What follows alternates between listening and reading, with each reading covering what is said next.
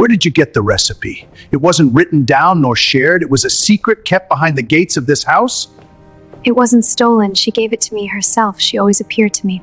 The mahogany table at Villa Neroni groaned under the weight of a $500 truffle risotto, yet the air was heavy with a silence more suffocating than the city's summer heat. Alessandro Neroni, a man whose weathered features and cold, watchful eyes could make senators tremble, sat in his dark tailored suit, his jaw clenched in a mask of barely contained fury. Across from him, his daughter Giulietta looked like a ghost of herself, her long dark hair framing a face turned pale and stubborn from weeks of a self-imposed hunger strike. To Alessandro, power was a matter of force and legacy, but his $3 million empire couldn't buy a single bite of cooperation from the shivering child who saw him only as the man who let her mother die. The atmosphere was thick with the scent of expensive spices and the cold metallic tang of the bodyguard's weapons standing in the shadows. Suddenly, the heavy doors creaked open, breaking the rigid tension as Anwen Kalira, a young maid with soft features and a simple apron, stepped into the light. She wasn't carrying a silver platter, but a cracked ceramic bowl that emitted a humble, steaming aroma, a scent that caused Giulietta's defensive posture to falter for the first time in months. As the steam rose, it carried the impossible fragrance of a secret recipe buried in a grave, and Alessandro realized that the cleaning house of his soul had just begun. If you want to see if this humble maid can truly melt the heart of the city's most dangerous man, make sure to watch until the very end of this journey. Don't forget to like this video and subscribe to the channel so you never miss a chapter of this high-stakes emotional thriller. The silence in the dining hall was more than an absence of sound, it was a physical weight, a suffocating pressure that even the most seasoned soldiers in Alessandro Neroni's guard struggled to endure. Alessandro sat at the head of the table, his rigid posture and clenched jaw radiating an authority that was currently being defied by a 4-foot-tall girl. Before him sat a plate of delicate, gold leaf-dusted pasta, prepared by a Michelin-starred chef who was currently trembling in the kitchen, but for Giulietta, it might as well have been ash. She looked small in the oversized velvet chair, her pale skin contrasting sharply with her long dark hair and the defensive way she crossed her arms. Her eyes, once bright with the mischief her mother loved, were now tired and hollowed by a grief that no amount of money could soothe. Alessandro's cold, watchful eyes didn't soften as he looked at her, instead, they sharpened with the frustration of a man used to total obedience. To him, her refusal to eat was not just a symptom of sorrow, but a rebellion against the empire he had spent 63 years building. "Eat, Giulietta," he commanded, his voice a low rumble that echoed off the high ceilings. "The doctors say you are fading. I will not have a daughter of mine waste away because of a stubborn heart." Giulietta didn't flinch. She simply looked down at the untouched food, her expression stubborn yet deeply sad. Her silence was her only weapon, a shield she had erected to keep her father's coldness at bay. She was starving for the warmth her father's world had extinguished, a warmth that had disappeared the moment they lowered her mother's casket into the ground. Alessandro's hand tightened around his wine glass until his knuckles turned white.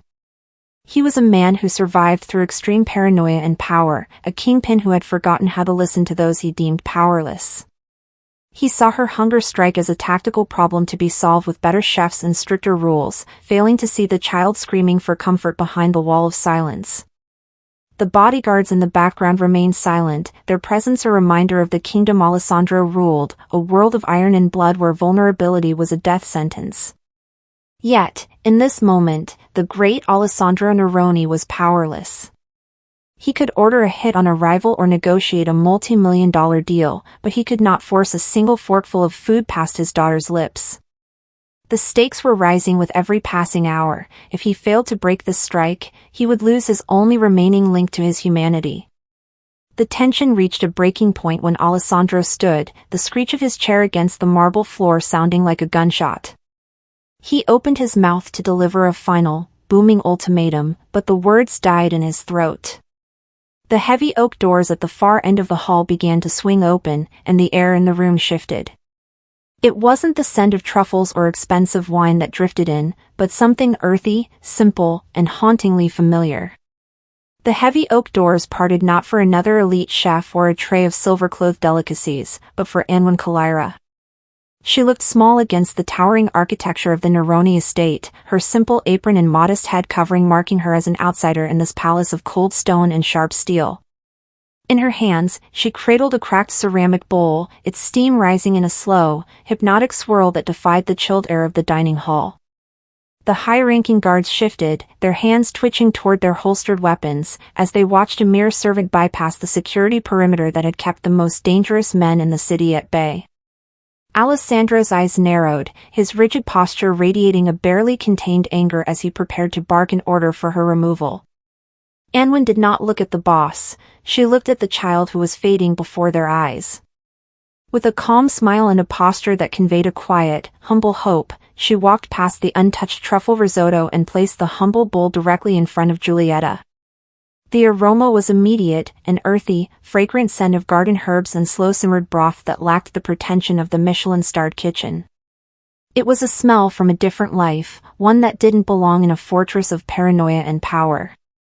Alessandro's jaw remained clenched, his fingers digging into the mahogany table as he watched the scene unfold with deep suspicion.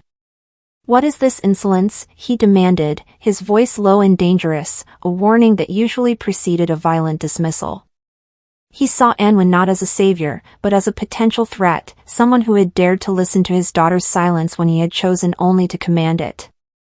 Giulietta, who had spent weeks with her arms crossed defensively, slowly unfolded them. The stubborn, deeply sad expression on her face flickered as the steam hit her pale skin. She leaned forward, her tired eyes widening as the scent triggered a freight train of memory. It wasn't just food, it was a sensory ghost. For the first time since the funeral, the child didn't look away. Anwen stayed silent, her kind eyes reflecting a warmth that Alessandro had long ago traded for authority. She waited for the child to choose life over the grief that was dismantling their family from the shadows. In the background, the ethereal memory of the late mother seemed to glow with a gentle smile, as if the soup was the emotional key connecting the girl back to the world of the living. Alessandro watched, his coldness beginning to crack as he realized that a simple maid had achieved in seconds what his millions never could. The silence in the room stretched thin, brittle enough to shatter as Giulietta's small, trembling hand reached for the spoon. Alessandro watched her, his breath held in his chest, his rigid posture radiating a tension that mirrored the high-stakes life-or-death situations he had survived throughout his career. The girl, who had looked down at her untouched food for weeks with a stubborn and deeply sad expression, finally dipped the silver into the humble ceramic bowl. As the first drop of the golden liquid touched her tongue, the atmospheric stillness of the dining hall was broken by a soft, sharp intake of air. Giulietta didn't just eat, she froze. Her tired eyes, once hollowed by grief, suddenly widened as a freight train of realization hit her, similar to the moment of shock when a hidden truth is finally exposed. It wasn't just soup. It was the specific, impossible blend of wild thyme and roasted garlic, a secret harmony of flavors that had supposedly died 15 years ago with the only woman Alessandro had ever loved. The child began to sob, not with the loud, piercing scream of a warning, but with a quiet, soul-deep relief that cracked her emotional armor. Alessandro leaned forward, his cold and watchful eyes narrowing as he witnessed the impossible. He saw his daughter take a second bite, then a third, her defensive crossed arms finally falling away. The scent wafting toward him was a ghost from the past, a sensory echo of the late mother whose ethereal presence suggested that this soup was the emotional key to their survival. It was a mystery that should have been impossible, a ghost of a dead woman's touch appearing in the hands of a poor maid. The boss's clenched jaw tightened, not in anger this time, but in a desperate, surging confusion. He had spent millions on chefs who provided perfection, yet this young woman with the soft features and kind eyes had brought his wife back into the room with a single bowl of broth. As Giulietta finished the bowl, her pale skin flushing with the first signs of life, Alessandro looked at Anwen Kalira. The girl was no longer just a witness to his daughter's decline, she was now the keeper of a secret that threatened to dismantle his cold nature and force him onto a possible path of redemption. The cleaning house had truly begun, and Alessandro realized that his empire, built on fear and power, was utterly defenseless against the memory of a mother's love. The warmth of the soup had barely settled in the room before the atmosphere turned glacial once more. Alessandro rose from his seat, his dark tailored suit casting a long, predatory shadow across the marble floor as he approached the young maid. His jaw was clenched with a barely contained anger that radiated a terrifying authority, the kind that usually signaled a cleaning house within his organization. He didn't look at the empty bowl, he looked at Anwen Calero with cold, watchful eyes that searched for a hidden agenda, a flicker of betrayal, or the mark of a spy. To him, there were no coincidences, only calculated moves in a high-level underworld war. "Where did you get it?" he demanded, his voice dropping to a low, lethal rumble that made the silent bodyguards in the background stiffen. He stepped into her personal space, his rigid posture intended to crush her quiet hope. That recipe was not written down. It was not shared. It was a secret kept behind the gates of this house by a woman who has been gone for years. His reliance on fear and power was his only way of processing the impossible, that a girl deemed powerless could possess a weapon he couldn't control. Anwen didn't flinch, her soft features and kind eyes remaining steady even as the Mafia kingpin loomed over her. She gently cradled her hands in front of her simple apron, her calm smile offering a sharp, unlikely contrast to his lethal intensity. "It wasn't stolen, Senior Neroni," she replied, her voice barely a whisper but carrying a weight that cut through his paranoid defenses. Alessandro's eyes sharpened, a freight train of realizations beginning to trigger in his mind as he looked for a connection to his past. He suspected a leak, a traitor in his inner circle who might be using this girl to manipulate his daughter's fragile heart. "You are a maid from the streets. You have no business with the ghosts of this family," he hissed, his frustration mounting because he had forgotten how to listen to those who didn't carry a gun or a title. He reached out, his hands stopping just short of her shoulder, his fingers trembling with a mix of grief and fury. He wanted to believe it was a trick, a methodical and patient dismantle of his legacy by an enemy he couldn't see. But as he looked from Anwen to the first hint of color returning to Giulietta's face, his emotional armor began to crack. The mystery of the ghost recipe was no longer just a question of security, it was a high-stakes confrontation between his cold nature and a possible path of redemption. "Tell me the truth," he commanded, his voice losing its edge of violence and replacing it with a raw, desperate need for answers. "Who gave you the key to my wife's heart?" The tension in the air was cinematic and gritty, a heavy silence that felt like the precursor to a storm. Alessandro stood like a statue, his rigid posture and clenched jaw radiating a terrifying authority as he waited for the maid to confess her theft. Anwen did not look away. Instead, she lowered her gaze to her hands, her soft features carrying a quiet humility that offered an unlikely contrast to the cold, untouchable boss looming over her. "I did not steal the secret, Senior," Anwen began, her voice steady despite the silent bodyguards watching her every move. "I was a girl from the streets, invisible and hungry, much like your daughter feels now. Years ago, before the gates of this villa were locked so tight, your wife found me shivering outside the kitchen gardens." Alessandro's cold, watchful eyes flickered, a freight train of memory beginning to collide with the present. He remembered his wife's habit of listening to those deemed powerless, a trait he had long ago dismissed as a weakness. Anwen continued, a calm smile touching her lips as she described the ethereal presence of the woman who had once occupied this kitchen. "She didn't give me money. She gave me her time. She taught me that a recipe is not just a list of ingredients, but a way to tell someone they are safe. She told me that one day, if the world grew too cold, her family might need to remember the taste of home." The revelation hit Alessandro with the force of an assassination attempt. It was a mystery solved not through violence, but through a connection he had tried to bury. This was the ghost Giulietta had recognized, not a supernatural entity, but a legacy of kindness that had survived Tony Duca's shadows and the organization's gritty reality.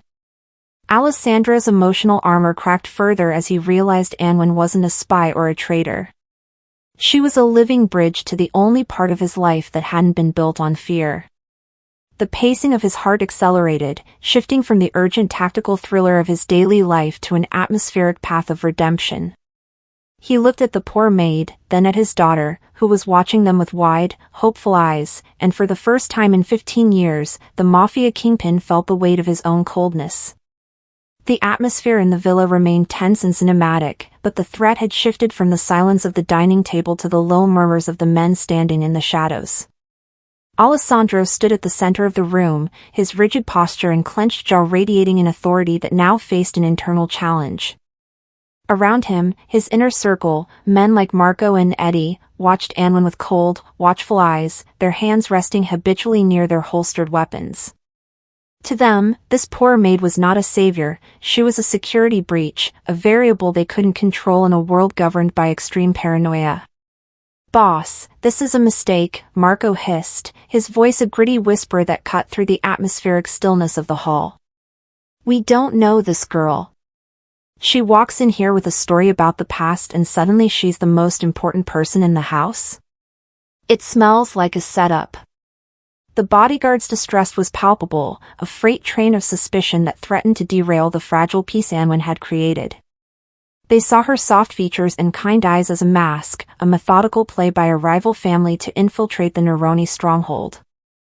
Alessandro's eyes sharpened as he looked at his men, his cold nature momentarily returning as he evaluated their loyalty. The stakes were clear: if he allowed a servant to influence his decisions, he risked losing the respect of his organization, the very foundation of his power. The men saw Anwen as powerless and therefore dangerous, a flaw in their security that could lead to a takeover of Alessandro's empire.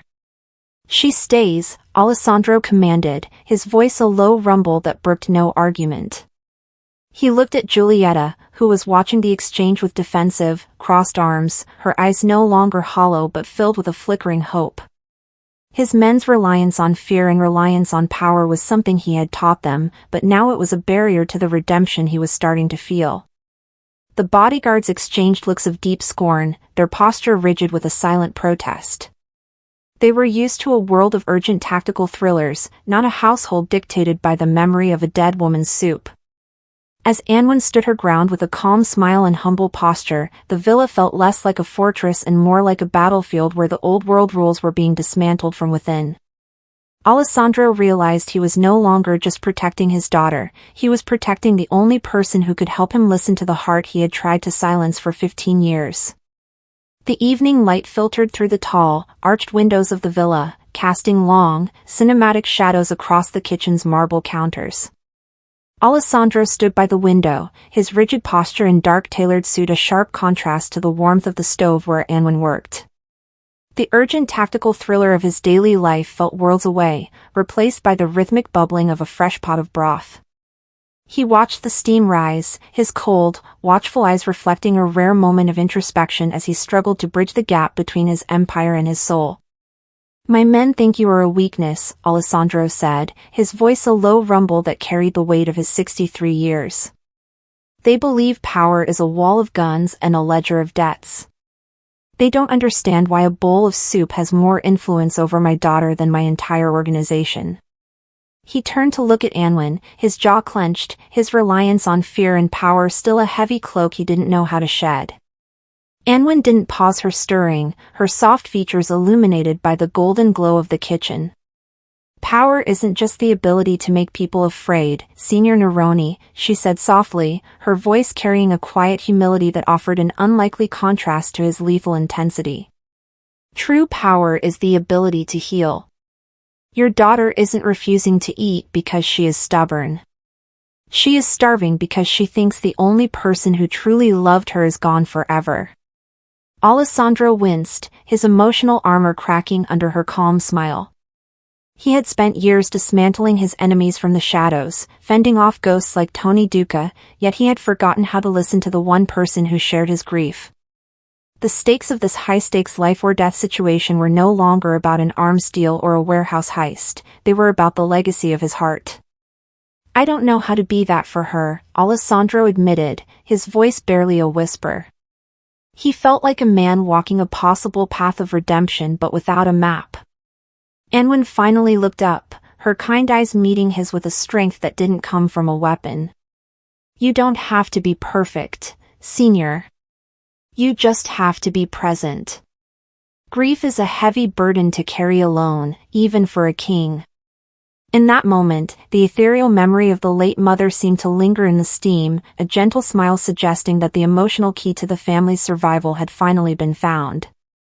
Alessandro looked at his calloused hands, realizing that for the first time in a decade, he wasn't looking for a traitor, he was looking for a way home. The sanctuary of the kitchen was soon invaded by the cold reality of the streets, as a freight train of rumors began to tear through the city's underworld. Outside the reinforced walls of the villa, the Neroni family's rivals had found a weakness more effective than any bullet, a whisper. The word on the street was that Alessandro, the iron-fisted kingpin, had been compromised not by a rival syndicate, but by a lowly maid with a silver tongue and a pot of soup. These poisoned rumors suggested that Anwen was a plant, a methodical manipulator sent to soften the boss and dismantle his legacy from the inside out. Inside the estate's tactical hub, the air was thick with the scent of gun oil and the low, gritty murmurs of Alessandro's lieutenants. Marco and Eddie stood over a bank of monitors, their expressions hardened by the extreme paranoia that had kept them alive for decades. They watched the footage of Anwen moving through the halls with her simple apron and quiet hope, but they no longer saw a servant, they saw a Trojan horse. "The Columbos are laughing at us," Marco hissed, his jaw clenched as he looked at Alessandro, who sat in the shadows of the room, his dark tailored suit making him look like a predator ready to strike. "They say the great Alessandro Neroni is taking orders from a girl who washes the floors. They say you've gone soft, boss. That you're trading the organization's security for the ghost of a dead woman's recipe." Alessandro's cold, watchful eyes remained fixed on the screens, but his rigid posture betrayed a flicker of the internal conflict he was navigating. He knew that in his world, the perception of weakness was a death sentence. The stakes of this high-stakes life-or-death situation had shifted. It was no longer just about his daughter's hunger, but about the very survival of his empire. If his men believed he was being manipulated, the cleaning house would start with him. The pressure was cinematic and suffocating. Every time Anwen smiled at Giulietta, the guard saw a calculated move. Every time Alessandro listened to her wisdom and the steam, his men saw a lapse in judgment. The rivals were feeding the fire, claiming that Anwen was the daughter of a long-dead traitor, seeking revenge by poisoning the boss's mind before she poisoned his blood. Alessandro felt the weight of his cold nature pressing against the possible path of redemption he had begun to walk. He was a man caught between the heavy security of his past and the fragile warmth of his present, knowing that one wrong move would prove his rivals right and leave his legacy in ashes. The storm of rumors reached its peak on a night when the air around Villa Neroni felt like a loaded gun. Alessandro sat in the grand hall, not hidden in the shadows of a tactical room, but at the head of the long mahogany table. This time, he was not alone with his grief. To his right sat Giulietta, her pale skin glowing with newfound health, and to his left stood Anwen, the humble maid whose quiet hope had become the foundation of a new era. Before them were not gold-leaf delicacies, but simple, steaming bowls of the soup that had started it all. The heavy doors swung open as Marco and the senior lieutenants marched in, their expressions hardened by the extreme paranoia of the streets. They came to demand a cleaning house, to urge Alessandro to cast out the servant who had supposedly made him soft. Marco stepped forward, his jaw clenched as he looked at the scene of domestic peace with deep scorn. "The city thinks you've lost your edge, boss," Marco growled, his hand resting on his belt. "They think this house is a playground now. If you don't show them the iron, the empire falls by morning." Alessandro didn't stand. He didn't reach for a weapon. Instead, he took a slow, deliberate spoonful of the soup, the warmth of the herbs a sensory echo of the woman he had lost. When he finally looked up, his cold, watchful eyes were sharper than any blade his men had ever seen. "You think power is the ability to strike," Alessandro said, his voice a low rumble that commanded a silence more absolute than fear. "But I have learned that true power is the ability to protect what is actually worth keeping. My daughter is alive. My house has a soul again. If the city thinks that is weakness, let them come and test the man who has something to live for besides blood." The rigid posture of the bodyguards faltered. they had expected a man falling apart, they found a kingpin who had integrated his cold nature with a new, unbreakable purpose. Alessandro stood, placing a protective hand on Giulietta's shoulder and acknowledging Anwen with a nod of profound respect. He wasn't discarding his empire, he was rebuilding it on a foundation of loyalty that money couldn't buy and rivals couldn't poison. The ghost of the late mother seemed to linger in the room, her ethereal presence no longer a source of pain, but a gentle smile of approval. The high-stakes life-or-death tension that had defined Alessandro's world didn't disappear, but it shifted. He was no longer just a boss ruling through fear, he was a father and a protector, walking a possible path of redemption with a new family at his side. As the guards lowered their heads in a different kind of respect, the villa finally felt less like a fortress and more like a home. The cleaning house was complete, not with a massacre, but with a transformation that would ensure the Neroni name was feared for its strength and respected for its heart.